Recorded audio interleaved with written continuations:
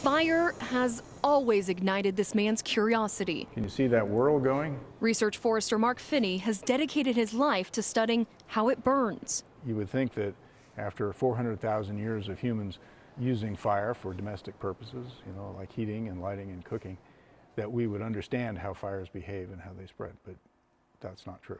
And that's why we're here. That's why we're here. That's why this laboratory exists.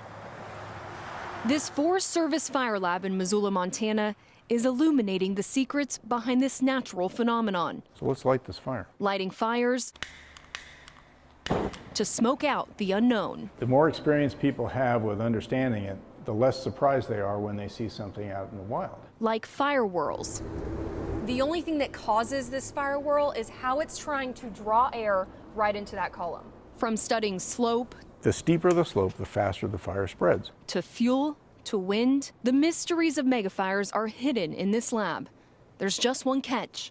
Some fire models are 5 decades old.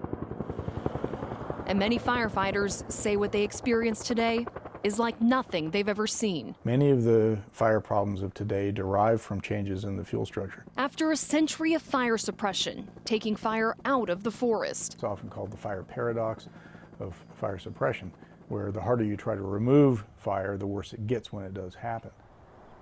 In Missoula, it's back to the drawing board, There's many reasons to study wildland fire. creating new models for firefighter training. If you're on a fire and you're watching it, it's important to be able to interpret what you're seeing as to what that means for future fire behavior or whether it's a dangerous situation. But Finney says an even better application is learning how to avoid those dangerous fires in the first place. We demonstrate every single year that we can't get rid of fires. Studying fire behavior like this helps us understand exactly how to use prescribed burning or use fuel modification in order to avoid the damaging consequences of wildfire. Using fire to fight fire in the lab and in the forest.